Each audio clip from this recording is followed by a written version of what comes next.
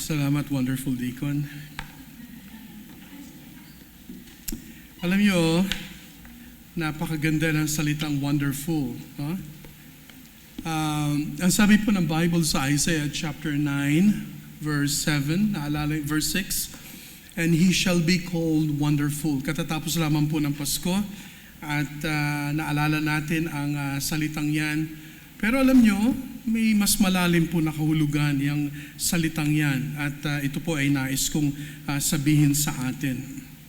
Pag sinabi po nating wonderful, ang ibang kanyang equivalent ay napakahaba. Just one word, wonderful, pero mahaba ang kanyang kahulugan, ang kanyang kasabihan. Ang ibig sabihin ay, there is nothing too hard for God. So pag sinabi nating wonderful, para bang ganito, is there anything too hard for God? Is there anything too hard for the Lord? Ang sagot po ay nothing. Walang mahirap at walang mabigat sa Panginoon. Yan ang ibig sabihin ng wonderful. Kaya imagine niyo kapag po tayo ay nagkakaroon ng ganitong mga pananalita at ito po ay galing sa Diyos, whenever we are excited, kapag po tayo ay nagagalak at nakita po natin ang beauty. Whenever we discuss about beauty, yung kagandahan, alam nyo, makita po natin ang pagkilos ng Panginoon sa ating mga buhay. We see God's beauty. Why? Because God is at work. We see God's beauty in our midst because God is at work. Hindi mismo yung, di ba, ang galing ni ganito, okay, ang galing ng kapatid, but it is about the work of God working in our midst. Ang trabaho o tong gawa ng Diyos na gumagawa sa ating mga buhay. And so therefore we want to say that God is wonderful. God is wonderful. There is nothing too wonderful for Him. Sapagkat ang Diyos po natin ay makapangyarihan. So ngayong umaga, sabi nga ng Deacon, wonderful series, alam niyo sa totoo lang, yes, it is wonderful. Punong-puno siya ng tinatawag na palaisipan sapagkat ang aklat po ng James, for many Bible scholars, ito po ay tinatawag, the book is so difficult to outline. The book of James is notoriously difficult to outline. Mahirap, no? Mahirap siyang hanapan ng tinatawag na common thread. Alam niyo sa mga Bible students, sa mga Bible scholars, tinitingnan nila yung galaw ng text, tinitingnan nila kung paano ang author, for example, sa mga choice of words, sa kanyang mga ginagamit na pananalita, at ang kanyang background, tinitingnan nila kung anong klaseng sulat ito, anong klaseng letter ito. Pero alam nyo, I want to tell you that the book of James is so difficult to outline, but, okay, maari po tayo magkaroon ng napakagandang kaisipan na sa Tagalog, gusto kong tawagin ang ating serye na ganito. James ay gabay sa buhay. Gabay sa buhay. Ang aklat ng James, o yung tinatawag na Santiago, gabay sa buhay. Meron ako isang friend, no, na bumisita from Rochester, New York, at nakapangasawa ng isang Bible woman, at nagkaroon kami ng coffee sa school. Ang sabi ko sa kanya, alam mo ba, excited ako sapagkat we will be doing a series in the book of James sa aming church. Ang sabi niya, oh, James, it's actually the book of Proverbs in the New Testament. Ang sabi niya, Proverbs daw, okay, ang James sa New Testament. Bakit? Sapagkat ang Proverbs ay, ito yung mga pithy words, ito yung mga, parang mga maxims, parang ito yung mga kasabihan, mga adages, parang ito yung mga aphorisms, parang ito yung mga maikling mga salita, pero nakapagbibigay sa atin, Proverbs, nakapagbibigay po sa atin ng gabay at ng lalim sa buhay. And I would say yes, totoo yun. Iyon ang tinatawag na James, yun ang tinatawag na aklat ng James sa New Testament. At kung meron pong isang sigurong sabihin natin simple and yet profound na theme, pwede po natin sabihin that James is the apostle, okay, the brother of the Lord Jesus Christ. Siya ang tinatawag na author, napakarami mga suggestions, but everything boils down to the brother of the Lord Jesus Christ. Ang sabi nga, James is the apostle of practical Christianity. the apostle of practical Christianity. Ibig sabihin, siya po ay apostle ng practical na pamumuhay. So if you think about practicality, when you think about practical life, o kaya living, that's about the book of James. Pero pag sinabing practical, hindi ito nauwi sa isang tinatawag na philosophy na siya ay maaring mauwi sa tinatawag na pragmatism. There is this danger of pragmatism. Magkaiba po ang maging practical sa buhay, pero mauwi sa tinatawag na philosophy of pragmatism. Ano ibig sabihin ng pragmatism? Ayan, danger po yan. Yung bang, well, basta importante sa buhay, whatever works. Whatever works. Pragma is actually a thing. Whatever works. Ano man ang nag-work, ano man ang gumagawa, yun na yun. Kalimutan na natin yung moral standards. Kalimutan natin siguro yung mga pamantayan. Mga kapatid, very dangerous. Sapagkat pwede tayong mauwi kasi nga gusto mo lahat practical. Gusto mo lahat gumagawa. Gusto mo lahat pwedeng sabihin natin actionable.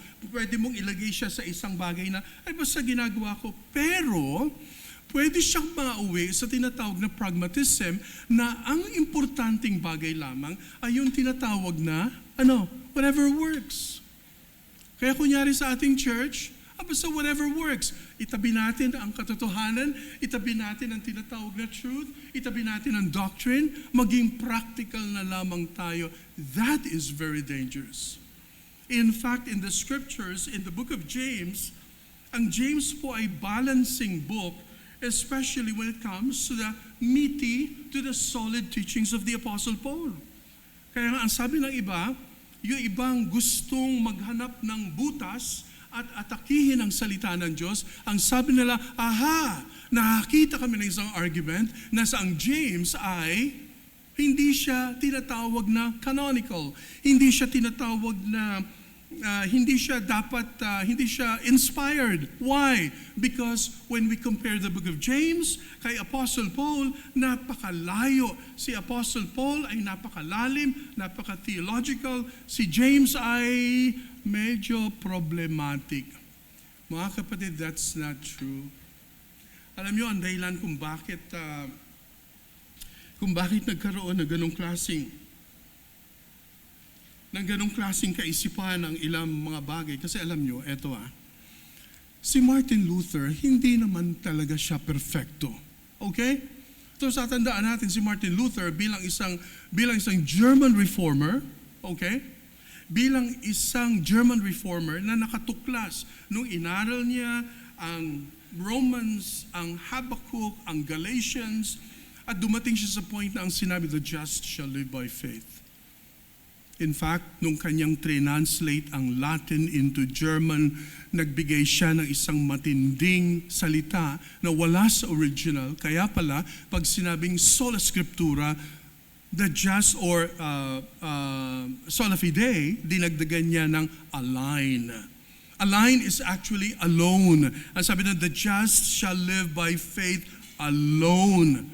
Abay, alam naman natin ang background ni Martin Luther. Parang sinasabi niya, ang kaligtasan ay sa pamamagitan ng pananampalataya lamang, wala nang iba, not by works.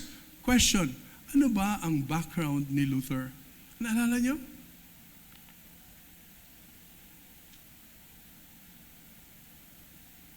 Ang background po ni Martin Luther ay, siya po ay galing sa Eremite Augustinianism. Ibig sabihin si Martin Luther, pumasok po siya sa tinatawag na order ng Eremite Augustinianism na napaka-strict. Ibig sabihin from a Roman Catholic perspective, nung nabasa niya ang Bible, dumating yung point na hindi siya mapakali, hindi na siya mapalagay, at doon nagsimula.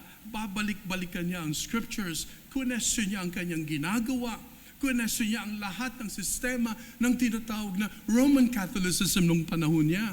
Question niya ang pagkakataon na siya ay binigyan ng scholarship na makapunta ng Rome, at doon sa Rome ay makita niya ang napakatinding mga relics, napakatinding mga kung saan mga symbols na kung saan ay dahil doon ay pwede kang maabsuelto. If you remember during the time, napakatindi ng indulgences. Ang ibig sabihin ng indulgences ay kapag meron kang indulhensiya, mga tickets na pwede mong bilhin, mga bagay na pwede mong gawin, abay, masisecure ang kamag-anak mo. Saan? Sa purgatorio. Pwede mong i-request, pwede mong hingin na dahil sa iyong mga ginawang mga kagilagilalas ay pwede makapagbigay, magkaroon ng extension ng mga kamag-anak doon sa tinatawag na purgatorio. Imagine niyo ang tinatawag na deception. Alam natin kung saan nanggaling sa Martin Luther, dominated by what we call good works. You have to do this, you have to perform all this. And so Martin Luther made a commitment. He took a stand. At syempre dahil doon, sinabi niya, the just shall live by faith alone. Ibig sabihin, ang kanyang background, nagaling siya doon, nabuksan ang kanyang kaisipan at eto na. Kaya pala, the reason why I'm saying this, sapagkat nung inasas niya ang aklat ng James, ang sabi niya, James is an epistle of straw. Epistle of straw. Ibig sabihin, si James daw dahil sa kanyang background, siguro nagkaroon din ng time nung na-review niya, maaring siya ay naliwanagan. Siyempre, galing ka sa background ng doing good works, and then mababasa mo ang James, ang kanyang unang conclusion ay, James is nothing but an epistle of straw. Ibig sabihin, second class. Ibig sabihin, hindi siya talaga part ng tinatawag na canonicity. So maaring yun din ang dahilan. That was what? That was 6th century. So dahil dyan sa sinabi niya, dumating ang tinatawag na 19th century higher criticism at sinabi nila, well, oo nga, may point si Luther and so on. Dahil si Paul, meaty, si James, medyo alanganin, and that's why they would say, we question, sabi ng mga Bible-denying scholars, they would deny the authenticity of the book of James. Pero mga kapatid, let's take the book of James at its face value. Ito po ang sinasabi ng salita ng Panginoon. And we are confident that the book of James is included in the canon. Yan po ay nakasama sa canon na ang New Testament ay merong 27 books. At yan ay nakasama, and therefore, we have a good tradition na ang tradition natin sa nakalipas na mga panahon, and here we are, understanding the book of James in its very core na napakaganda, gabay sa buhay. So binigyan ko kayo ng introduction na kung saan ay, kaya pala ang James ay parang binubuli. Kaya pala ang James ay madaling mabuli sapagkat parang ang dating ay napaka-practical, napaka-weak ng kanyang theology. But I tell you, mga kapatid, napakatindi ng theology ng book of James. And so, this time, as we begin this series, ay titignan po natin itong mga bagay na ito. Naalala ko when I was a student, I was able to memorize a very simple outline. Parang ganito, no? Ito ay galing sa isang author, I think galing kay Irving Jensen. Ang sabi niya ay, isang Bible scholar, ang sabi niya, ang theme daw ay true and saving faith. True, tunay, and saving faith produces sanctified conduct. Kung meron daw po tayong tunay na pananampalataya at meron tayong saving faith, pananampalataya na nakapagliligtas, nakapagbubunga o kaya nakapag-produce siya ng tinatawag na sanctified conduct. Chapter 1, with regards to trials and temptation. Chapter 2, with regards to worldly possessions. Chapter 3, with regards to the use of tongue. Okay?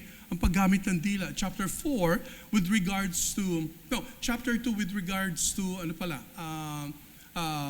wealth and riches. Chapter 2. 3, use of tongue. Chapter 4, worldly possessions. And then chapter 5, with regards to the second coming. Now, naalala ko, that was when I was still single, when I was very young. So yan po ay tumatak na sa isip ko na talagang napakaganda ng aklat ng James at ng Santiago at kinoconsider si James ni Apostle Paul, yung author nito na si James, the brother of the Lord, as one of the pillars of the Jerusalem church. Sino nga yung tatlo? Sino nga silang tatlong pillars ng Jerusalem church? We have Peter, James, and John.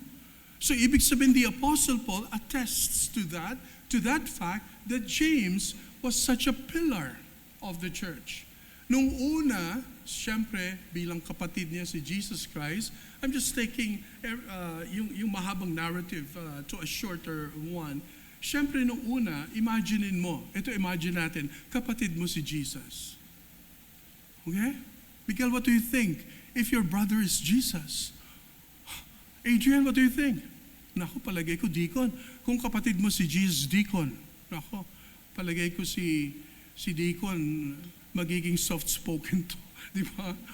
Well, kapatid si Jesus Ibig sabihin, kaya lang, si Jesus napaka-gentle. Di ba?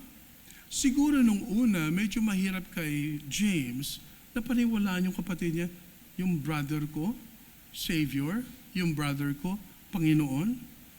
Kaya alam niyo, nung una, maaaring merong tinatawag na unbelief. Maaaring nung una, medyo nag-aalinlangan, nag-aalangan na tanggapin ang tinuturo. Maaaring nung time na tinuturo ni Jesus Christ ang Beatitudes. Doon tinatawag na Sermon on the Mount. Maaaring nandun si James at pinapakinggan niya. Aba, ibang klase itong mga tinuturo ng aking kapatid. Until such time, nung si Jesus Christ ay namatay at nung siya'y na-resurrect. James, dahil si Jesus ay namatay at nabuhay na ang muli, natauhan si James. And so James was one of those na kung saan ay kumilala sa lordship ng ating Panginoon at talagang dumating ang time na siya imagine nyo sa ating lingwahe, pero nung time na hindi naman ito ginagamit yung ating lingwahe, imagine nyo tinanggap ni James ang kanyang brother bilang Panginoon at tagapagligtas. Of course, this is our 21st century narrative, di ba? Siguro noon siguro sinabi, Jesus, brother, o kaya Yeshua, okay? Pistio. Ibig sabihin, I believe, naniniwala ako sa iyo dahil nakita ko at nasaksihan ko ang kapangyarihan ng Panginoon sa buhay. So just imagine, ang kalalagayan ni James, ang author na ito, kung papaano niya tanggapin ang katotohanan na ang kanyang brother na si Jesus ang tinatawag na Messiah o kaya Savior, the anointed prophet, priest, and king. Ibang klase. So, siguro palagay ko baka very emotional tayo pagka si Jesus ay kapatid natin. But here, we find that James was able to absorb, bagamat siguro ng mga huling mga panahon ni Jesucristo dito sa lupa, but he was able to go back doon sa mga narinig niya, ang mga narinig niya sa Sermon on the Mount, hanggang doon sa point na kung saan, now hear this, ang sabi ng ibang mga Bible scholars, ang James daw po ay isang version, parang commentary ng Sermon on the Mount. Imagine niyo, napakaganda. The book of James is such a commentary on the Sermon on the Mount. Aba, napakaganda. Now, this excites me, and especially for many Bible students and Bible scholars, sapagkat napakagandang tingnan ang galaw ng Panginoon sa kanyang mga salita. And so, for this very first series, si Elder nagbigay ng general introduction last time, but this morning, enduring trials leads to maturity. Now, bago ko ibigay ang ilang mga points, I have actually 4 points, bago ko ibigay yon, let me give you some intro. So, nagbigay na ako ng ilang mga bagay na yon. Now, it is very interesting sapagkat para kay James, tinitingnan ko yung kanyang konteksto nung siya ay kasama niya si Jesus sa tahanan at sa bahay na it was such a normal family. It was such a normal kind of, kumbaga growing up. Okay? Siguro kung si James, no? Si James siguro, maaring, syempre, Jesus kuya si Jesus. At lahat ng mga sumunod, alam natin na si Jesus Christ ay may mga kapatid. So siguro iniisip nila na ang kuya, syempre, elder, ibig sabihin siya yung eldest, tinitingnan, dapat nating pakinggan at dapat nating sundin. How the Lord has brought this kind of dynamics within the family, at nakita natin dito na si James ang kanyang mga sinasabi ay parang lessons from everyday walk, parang sa pang-araw-araw na buhay at galaw, katulad ng mga panahong yon. Whenever every day, is ending, pagdating sa gabi, ang Jewish people ay nagkakaroon din sila ng panahon to somehow reflect.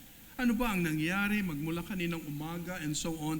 And therefore, kaya pala tayo, we are all encouraged to be meditative, na dapat tayo ay contemplative, na dapat tayo ay nag-iisip from the very start of the morning. Di ba ang sabi ng Jewish perspective? From the rising of the sun and unto the going down of the same, the Lord's name is to be praised. Napakaganda, no? So ibig sabihin para sa konteksto ni James sa kanilang bahay, aware sila that this is their walk. Aware sila na merong tinatawag na kaisipan na sa everyday na buhay, nariyan ang tinatawag na rigors of life. Rigors of life. Ibig sabihin, nariyan ang kahirapan, nariyan ang tinatawag na, kasi alam natin si James, ang family bilang mga Hudyo, ang aklat na ito ay isang simple book na punong-puno ng pang-araw-araw na karanasan sa buhay. Kaya tingnan po natin, look at, before I would go to my first point, tingnan po muna natin, look at James chapter 1 verse 1. Ang sabi dyan, James, a servant of God and of the Lord Jesus Christ. Pwede niya namang sabihin agad-agad na ang sabi niya, James, brother of Christ. Diba? Pwede niya naman sigurong sabihin agad, siguro merong tinatawag na entitlement na kasama, kapatid ko, siyempre si Jesus. Pero ang sinabi niya dito ay servant. Alam niyo, napakaganda ng salita ng servant. Lingkod.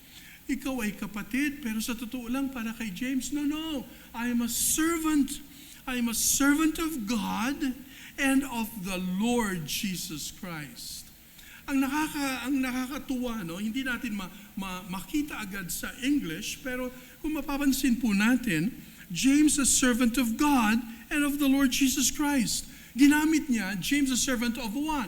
God. Ano ba ang paniniwala ng mga Jewish people? They believe sa tinatawag na monotheism. Naniniwala sila sa tinatawag na one God. Naniniwala sila na si Jehovah, ang pangalan ng kanilang Diyos. Subalit, tingnan niyo ito. Kaya ako sinasabi ito sapagkat si James bilang isang Jew, bilang isang Hudyo, nung una hindi matanggap agad ang mga sinasabi ng kanilang elders, ng kanyang elder brother na si Jesus Christ, hindi pa nag-aaninlangan, kasi nga, Diyos ba talaga, Son of God ba talaga ang aking kapatid? Bilang isang Hudyo, mga kapatid, mahirap mong ipagsama ang Jehovah at saka si Jesus Christ. Mahirap mong i-connect ang tinatawag na Lord Jehovah sa tinatawag na Jesus Christ. Bakit? Kasi nga monotheistic ang mga Jewish people. Naniniwala sila, hear, O Israel, they have the Shema doctrine in Deuteronomy chapter 6 verse 4. Naniniwala sila na isa ang Diyos. Tapos, bakit ngayon, itong brother ko, na kiniklaim niya na siya ay Son of God. Mga kapatid, dito makita natin, dumating sa point na si James ay nagkaroon ng malalim na realization. Maaring dumating sa point na siya ay nagkaroon ng relationship na hindi lamang brother, kundi relationship kay Jesus Christ, not only bilang isang elder brother, kundi bilang kanyang Panginoon at Messiah. Ang sabi po dyan, James, a servant of God and of the Lord Jesus Christ. Parang sinasabi dito, sinasabi ni James na kung ikaw ay may allegiance sa Jehovah, walang pinagkaiba sa allegiance sa Panginoong Jesus. Kaya kung ikaw ay naniniwala kay Jesus, ikaw dapat ay naniniwala sa Ama. Kung ikaw ay naniniwala sa Jehovah, ikaw dapat ay naniniwala kay Jesus Christ. Why? Because Jesus is the best expression of divinity. Kaya lang sinasabi, di ba, ng scriptures. So, ibig sabihin, napakaliwanag na si James talagang maliwanag na nasulat niya ito at dumating yung point na na-recognize niya na hindi lamang brother si Jesus kundi kanyang Messiah. So, alam naman natin ang understanding ng Messiah, yung Christ John, no, ay napaka-importante. Kaya yung salitang God at yung salitang Lord na in-apply niya kay Jesus Christ, nagpapakita that there is this what we call unbroken relationship between the Father and the Son. Tingnan niyo po kung gaano ka Hudyo, kung gaano ka Jewish si James.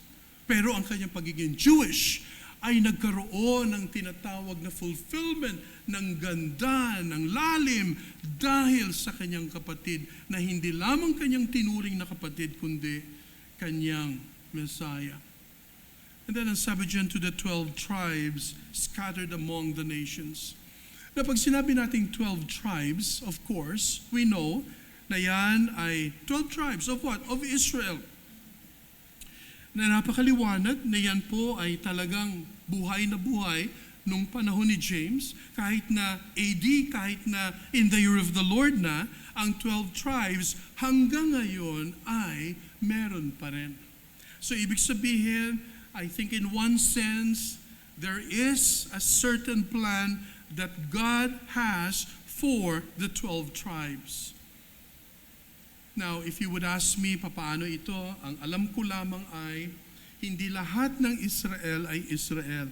Hindi lahat ng 12 tribes ay tunay na 12 tribes. Darating ang time na ang tunay na Israel ay magkakaroon ng relasyon sa Panginoon.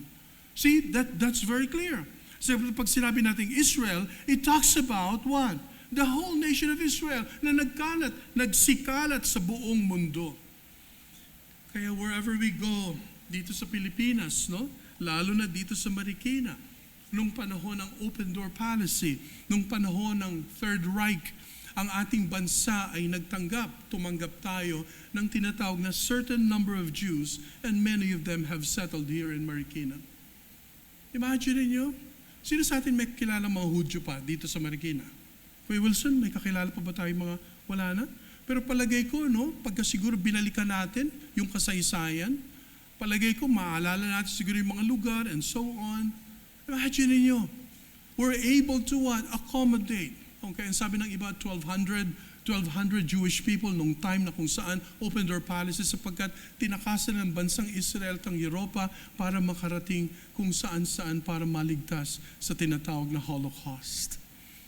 Mga kapatid, hindi ba't etong 12 tribes na ito, naniniwala tayo, sila ang pinapatungkulan ng sulat na ito sapagkat si James ay Hudyo, pero ang kanyang pagiging Hudyo ay nagkaroon ng lalim dahil sa ating Panginoon. Scattered among the nations. Yan ang tinatawag na diaspora. Scattered among the nations. Ibig sabihin nagkalat. Why? Because of persecution. Ngayon, nagsipagkalat. And yet we know, I'm not sure, hindi ko alam kung paano, but then God has His purpose for His own people. Kanina nung pababa kami dito, no, tama-tama dun sa DZAS or yung ba yung the Master's Touch, ang sabi doon, we need to remember that the only country that God has entered into a covenant, walang ibang bansa kundi ang Israel. Alam mo, napakasimpleng katotohanan pero napakayaman. O nga, no? Anong bansa, what country did God enter into a particular covenant? Walang iba kundi ang bansang Israel. Kaya kung isipin natin, wow, what a special place. Pero may mga Israelites na mga unbelievers. May mga Israelites na talagang hindi talaga tumatanggap. Makita natin nga sa Old Testament, God's people, they were like stubborn. Sila po ay mga idolaters. Galit ang Diyos. And yet, ang puot ng Diyos ay nawawala, naiibsan dahil yun nga, itong mga ito ay kanyang mga pinili. But then, here's the point. So James, kanyang ito'y ibinigay at sinulat sa mga Jewish people at ang mga Jewish people na ito ay dumating sa realization na sila ay mga followers ni Jesus. Isa pong matinding issue para sa isang Hudyo na ikaw ay follower ni Jesus. Ano nangyari? That's the history. Pero dito, sabi ni James, para sa inyo, yung mga Jewish people na scattered dahil saan? Because of persecution. Because of tribulation. Kaya alam nyo, si James bilang isang practical apostle, nagbigay siya ng ilang mga bagay. Tingnan verse 2. I'll explain and then I'll give you my 4 points shortly. Tingnan niyo po ang sinabi ng verse 2. My brethren, count it all joy when you fall into various trials. Now, verse 2, my brethren, ibig sabihin, kanyang mga kapatid, hindi lamang mga Jews, kundi mga Jews who are what? Believers. And even those who are not Jews, but believers in the Lord Jesus Christ. Yung extension ng kanyang greetings ay napakaganda. Consider it pure joy, my brothers and sisters. Ang sabi po ng the New International Version. My brothers and sisters, consider it pure joy. Ibig sabihin, we need to reckon it. Ilagay mo, count there is actually the idea of accounting. Ibig sabihin, you have to reckon it. Ilagay mo siya sa iyong tinatawag na accounting, and then reckon it, and then consider it. Ilagay mo siya sa equation ng iyong buhay. Consider it pure joy, my brothers and sisters. Count it all joy when you fall, when you what?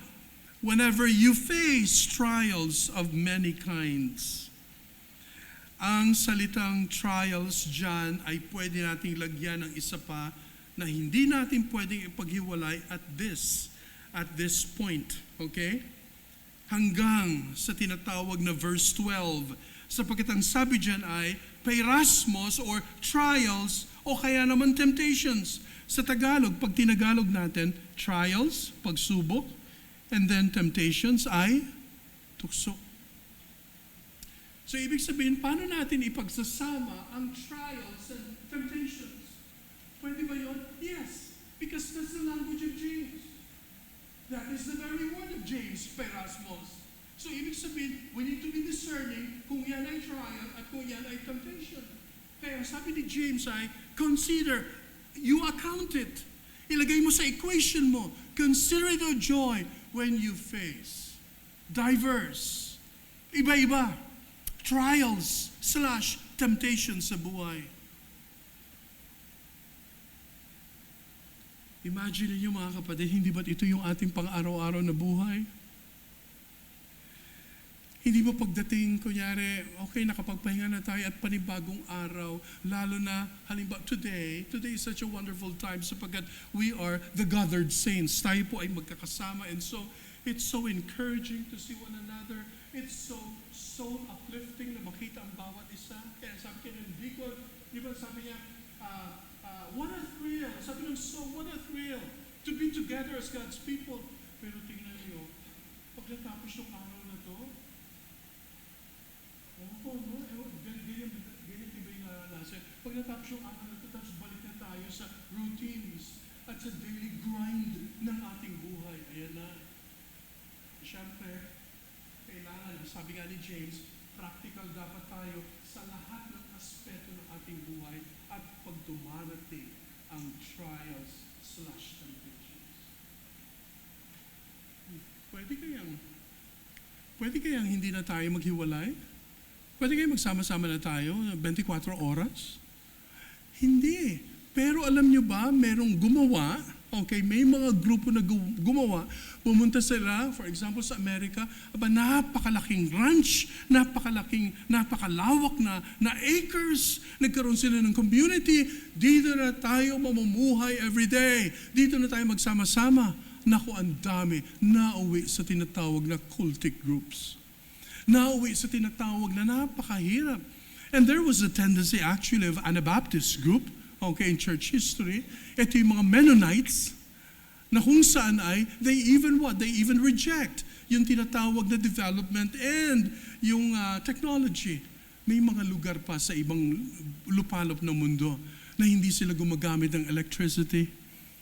Oo. Hindi sila gumagamit ng sasakyan, nakakabayo. O kaya meron silang talagang mga hayop pa. Okay?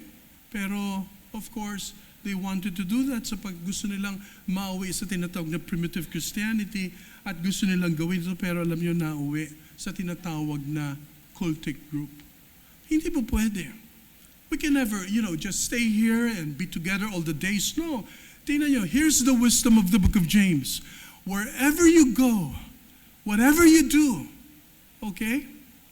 Or whatever you think sa buhay mo, you are free, okay, to do all these things. Ang sabi nga ng ating tema ng ating church, di ba, one of our mottos ay, we need to enjoy life.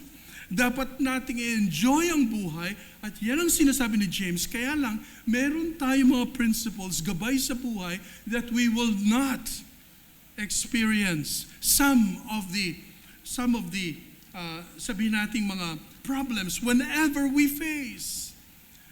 Ang sabi ni Martin Luther one time, sabi niya, hindi ko pwedeng sabihin sa mga birds na huwag kayong lumipad sa aking taas o kaya sa itaas ko.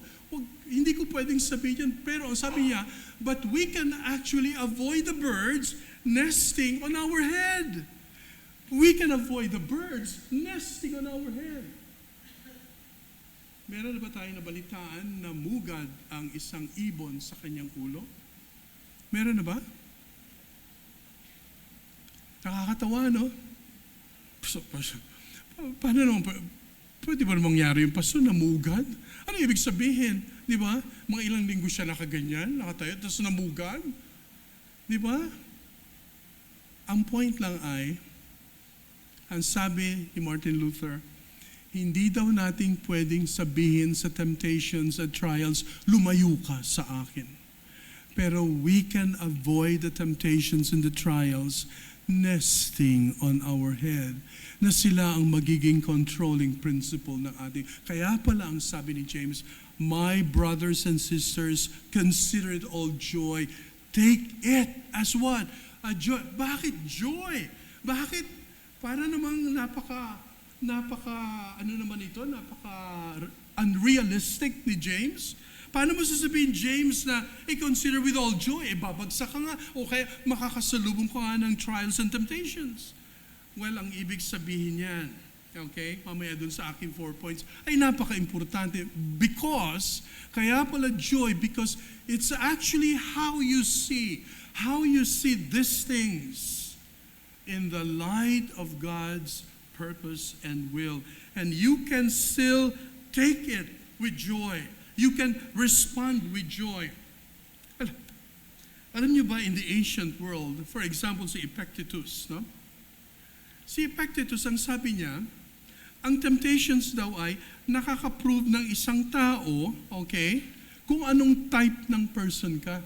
Very, may wisdom. Kaya alam niyo, kumuha ko ng wisdom dyan kay Epictetus. Si Seneca, for example, ang sabi niya, kapag daw nag-respond ng joy, yan daw ay way para makita mo na namamaster daw ng tao ang kanyang sitwasyon.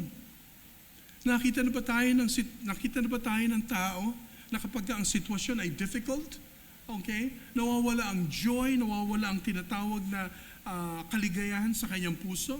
It's a big temptation. So ang temptation pala ay una pa lang, pag dumating ang pagsubok at ang tukso, pag nawala ang joy, yan, matinding tukso yan, matinding dagok yan at hamon sa ating mga buhay.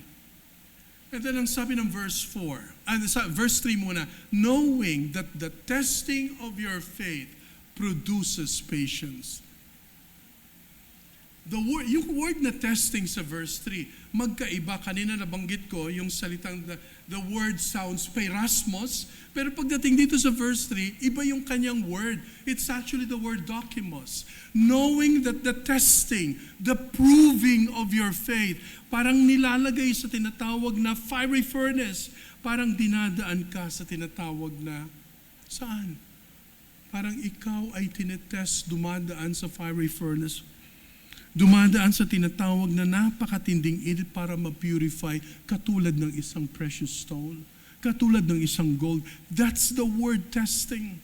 Knowing that the testing of your faith produces patience. Faith. Hindi ba't ang faith, yan ang tinatawag na commitment mo? Yan ang tinatawag na basic commitment. Alam niyo, para sa akin, faith is what? Faith is my basic commitment with God. Napakadaling intindihin. Basic commitment. Commitment mo, basic commitment mo sa Panginoon. Basic yan eh. Ibig sabihin, you are trusting in the Lord at ikaw ay nais na sumunod sa Kanya. And then produces patience. Ayan, produces patience. Patience meaning you are remaining under any given circumstance. You are remaining under any given circumstance. Nakita na ba kayo ng tao na pag may pagsubok, hindi halata na siya'y may pagsubok? Nakita na ba kayo ng tao na kapag merong trials, parang hindi halata? Pero kapag nalaman mo at kapag tinanong mo, ang tindi pala ng pinagdaraanan ng taong ito. Parang walang nangyari. Parang hindi obvious na siya ay nabibigatan o kaya nasasaktan o kaya may pinagdaraanan sa buhay. Napansin niyo yun? Hindi ba't may mga believers, may mga Christians na kapag nagkikita tayo, para bang, nakita lang tayo nung kailan, parang hindi ko naman nakalain na ikaw pala ay may pagsubok sa buhay. Alam niyo, isang araw, isang pastor po ang kinuha ng Panginoon, si Pastor Larry C. Siya ay kinuha, meron ba nakakilala sa atin kay Pastor Larry C? Kinuha siya ng Panginoon, aneurysm. Oo. At ngayong araw, ang simula ng kanyang wake dito sa may sanctuaryo, no? I think, nakapunta na ba siya dito? Di ko na? Nakapunta na si Pastor Larry C. Naging speaker na si Pastor Larry C. Nagulat din ako sapagkat nalaman ko pa from Bacolod, sabing gano'n ay si Pastor Larry C. ay kinuha na ng Panginoon. I could just imagine siguro yung sitwasyon ng kanyang wife. No? Pero alam nyo, yung taong yun, napakatyagang, napakamapasensyoso, may dumating na problema noon sa kanyang office, sa kanyang buhay, sapagkat dati siyang parang, ang tawag doon, para siyang head ng Grace to You ministry ni John MacArthur dito sa Philippines. So nagkaroon ng problema ang office, nakita ko, very patient itong si Pastor Larry C. Alam niyo, the first time I've been to Shepherd's Conference sa Amerika, siya yung tipo ng tao na napaka-inviting. At alam niyo, the first time na binigyan niya ako ng MacArthur Study Bible at meron siyang nilagay doon na hindi ko makakalimutan kailanman. Hindi ko nasasabihin sapagkat nahiya ako. Pero alam niyo, nakalagay doon na nakita ko ang kanyang buhay at ang kanyang standard sa buhay. Endurance, remaining under any given circumstances. Faith, knowing that the testing of your faith produces patience, steadfast endurance. Now let me give you my 4 points as I begin to end. Grabe, no? As I begin to end. Alam niyo, life is full of oxymorons. Life is full of paradoxes. No? Let me give you my 4 points as I begin to end. That's life. Number 1. Meron akong 4 wisdom points as I try to summarize itong unang 4 na verses. Number 1, trials/temptations. Okay? Or trial. Okay, pwede rin. Trial or temptation shows a person more clearly his need for God. Kapag dumarating daw ang tukso at ang pagsubok sa ating mga buhay, temptation, trial, a trial shows a person more clearly, napakaliwanag, na matinding pangangailangan, ang kanyang matinding pangangailangan sa Diyos. Kaya mga kapatid, let me ask you, ano ba ang matinding pangangailangan mo sa buhay? It's God. Diyos. Why? Because your life is characterized with what? With trials and temptations. Kaya ang tanong, sinong walang pagsubok? Sinong walang tukso?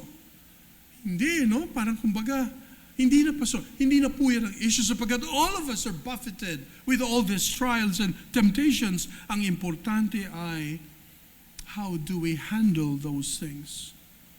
Kaya ang James ay talagang gabay sa buhay. So, ang temptasyon, o kaya ang pagsubok, it shows a person more clearly his need for God. Kaya ang tanong, Pastor, ang dami kong pagsubok. Kapatid, kailangan mo ang Diyos. Mas ang dami kong tukso ng mga nakalipas, kailangan mo ang Diyos. Yun. Huwag na huwag tayo mag-iisip na ang dami kong antitindi ng mga temptations, Pastor. Kaya ang ginawa ko, nag-relax ako. Pumunta ako doon. Tinawagan ko yung mga, yung mga kaibigan ko para makalimot. No. Hindi mo natin gagawin ang mga bagay na yan. Now, tatanda natin, you listen carefully, kapag ka merong pagsubok, don't you ever go away from God. Hindi yun. That's not the solution. Hindi yun ang solusyon. Kung nagawa na natin noon, wag mong sabihin na, ito naman kasi yung ginawa ko noon Yan, nakalimutan ko and so on. But it will come. It will bring you back to that need that you clearly need God in your life. Kailangan ng Diyos, kailangan mo ang Panginoon sa buhay. Sana ito nagagawa ng pagsubok. Kaya tingnan nyo, pag may pagsubok ang tao, mas lalong lumalapit sa Diyos. No? Tingnan yung interpersonal relationships. Kapag meron tayong isang tao na medyo nagkaroon ng problema, nagkaroon ng misunderstanding, anong tendency? Tingnan nyo, ayaw mong makita yung taong yon. Ayaw mo siyang, di ba, you avoid and so on, umiiwas ka. What's the problem? Anong problema? Kung sakaling may problema, let us face it head on. Now, here's the point. Kapag tayo ay nakakaranas ng pagsubok para bagang may justification tayo na, Lord, huwag mo kong iwan. Pero kapag tukso, ayan, parang yung bang, parang iniisip natin, never. Basta, hindi po pwede. Ngayon, nagkakaroon tayo ng independence sa ating mga sarili. And so, we try to make our own we try to handle those things in our own terms hanggang sa tayo ay. Kaya pala, pagdating, wala pa man tayo, pero tingnan natin ang verse 12. Let me just show you this. Look at verse 12.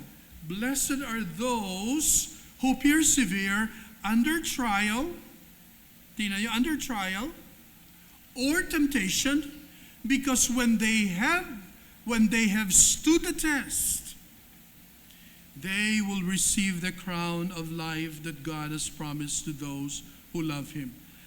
Mapagpala ang mga taong nagpapagal sa ilalim ng peirasmos, sa ilalim ng trial or temptation.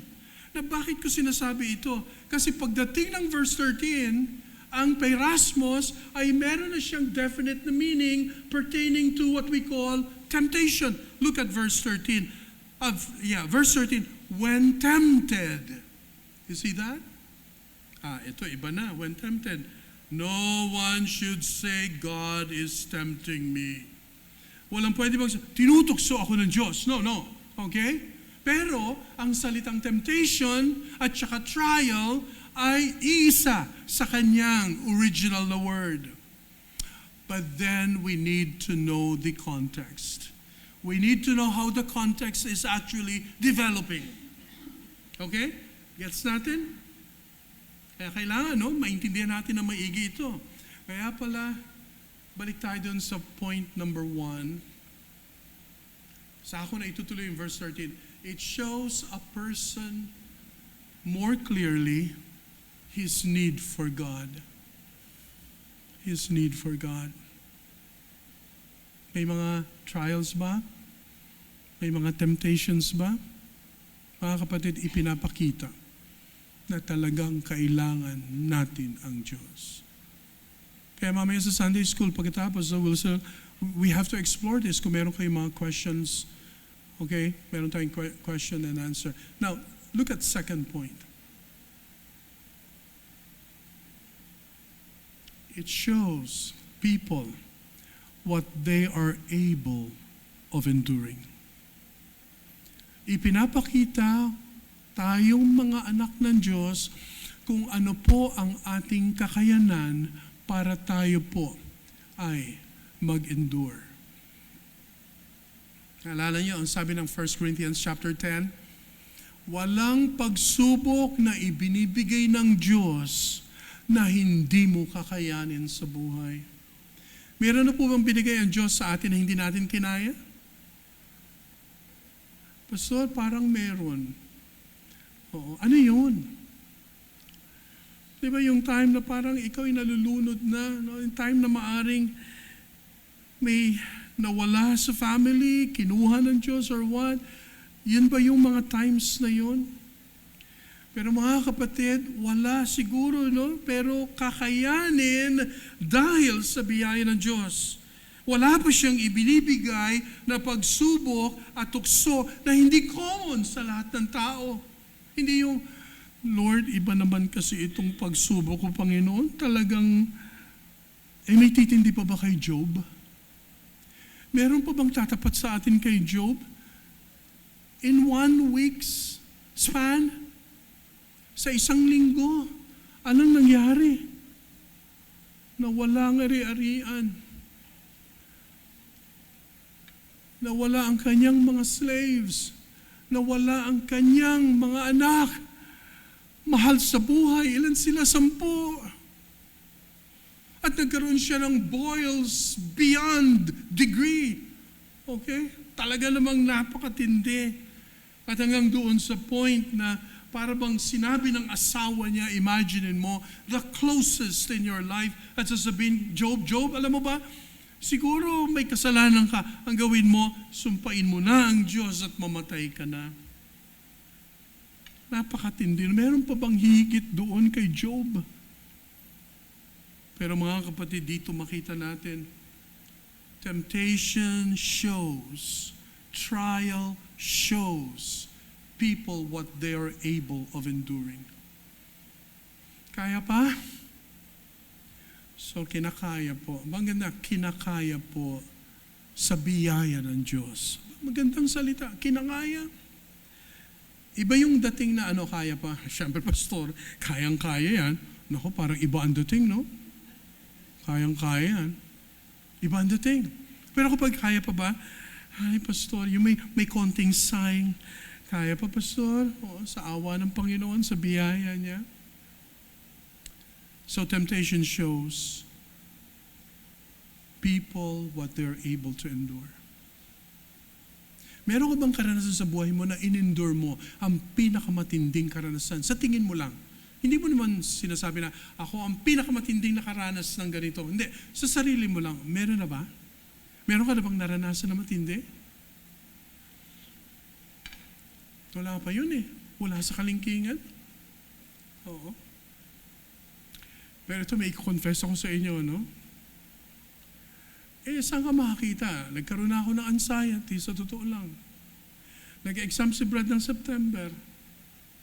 Ang result darating pa. December o kaya next year pa daw ngayon. Paano mo isipin yun? Alam niyo pati siya. Siyempre, hirap. Encourage ako lang sinabi ng Ate Betty, Pastor, pinapipray ko si Brad. No, hindi lang makapasa kundi, ganito pa, mas matindi yung pressure, Ate Betty, naramdaman ko noon. Gabi, no? Gabi yung pressure. Well, hindi naman siguro, wala naman siguro sa kalingkingan. But, in a way, talagang yung agony. At alam niyo, naahawa ako kay Brad, kasi alam niyo ba, ito atin lang, no? Hindi niya naman to, record pala. alam to ni Brad. Alam niyo na naginip siya ng 2 beses. Ang unang panaginip niya, hindi niya nakuha. Sabi niya, Ma, Hindi ko nakuha, hindi ako nakapasa. Pero maalam mo kung sino nakapasa? Ikaw at saka si M. Abay, paano nag-take number yung dalawa? Siyempre, anxiety, no? Unang panaginip. Ang tawa-tawa siya, pangalawang panaginip. Sabi niya, ma, nakapasa ako sa pangalawang panaginip. Grabe yung agony. Sa totoo lang, no? At nakita namin yung kanyang anxiety and everything until, the Lord made it, through him. Mga kapatid, ano yung agony, ano yung karanasan na talaga namang sa tingin mo, in-endure mo? Na napakatindi. Or, Pastor, hindi pa ako tapos. And even right now, I have this ongoing hanggang ngayon. Well, God knows. I know. Some of us, I know. Kapag tinitingnan ko ang bawat I know na ikaw ay merong ongoing, if I may say, ordeal. Okay? Or sabihin nating experience. God knows. Alam ng Panginoon. Undergoing right now. And number 3, temptations, trials can aid in humility. Ang MCBC po ay mga niligtas ng Panginoon na ginagawa niyang mapakumbaba. So far, wala tayong narinig, no, na mayroong isang tao na bragging siya o kaya ang kanyang pananalita ay mataas at saka mayabang. No? Thank God. Sapagkat dito sa MCBC, tinuturuan niya tayo maging humble, mapakumbaba, the way we choose our words and the way we talk. Of course, hindi ko naman ibig sabihin na hindi na pwedeng mag-raise ang ating mga boses, hindi na pwedeng tumaas ang ating mga boses. Kung kinakailangan, dapat pwede. Sabi naman ng Bible, be angry and do not be angry and sin not. Do not let the sun go down upon your wrath. Pwede naman natin gawing principle yun. Pero mga kapatid, temptations, trials, they can aid in humility. The more you are being tried, the more you are being tested, the more you become humble before God. Yan ba yung ating karanasan? Yan ba yung ginagawa ng Panginoon sa buhay? Ay, ako talaga, Pastor. Ay, naku, ang dami kong pagsubok. Kaya talagang, ang feeling ko, humble na ako. Ganun ba? Ganun ba ang ating terms? Ganun ba ang ating... No, hindi. Tahimik lang tayo actually. But the more, sabi nga the more our prayer ascends to God, Lord, help me, the more our heart descends in humility. It can aid in humility. And number 4 and the last. Not only that temptations and trials show a person more clearly his need for God, not only temptations, trials show people what they're capable of enduring, not only temptations can aid in humility. Number 4, temptations reveal one's true identity. Ipinapakita ang iyong nature, ipinapakita ang aking nature, ipinapakita ang ating identity.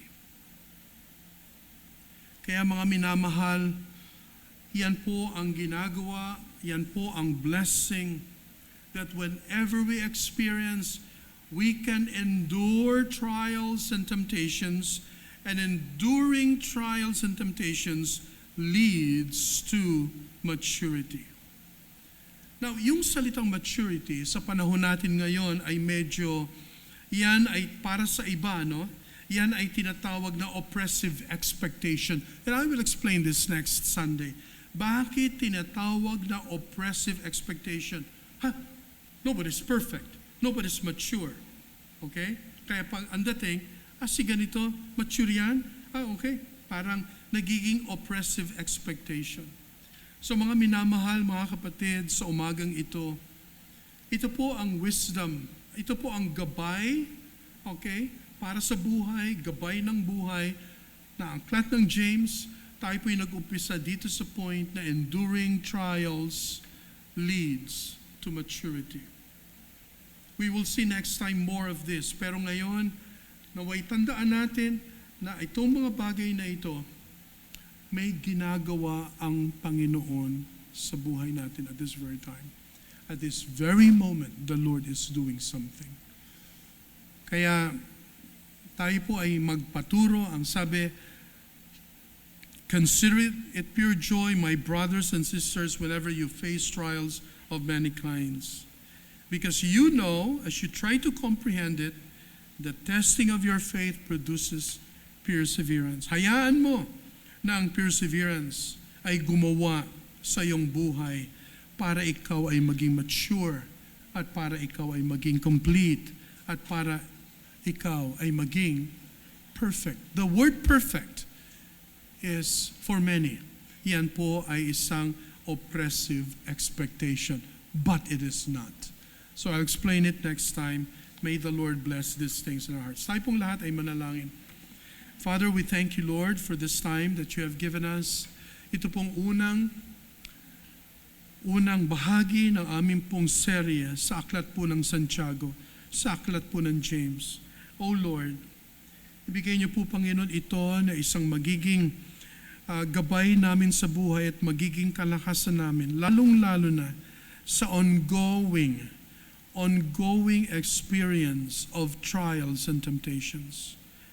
Lord, ang trials at ang temptations, isa ang kanyang salita, subalit merong kang nais na maintindihan namin, Panginoon, ang konteksto at ang gamit nito sa aming mga buhay. Sapagkat unang-una, hindi mo kami tinutukso na kami po ay bumagsak.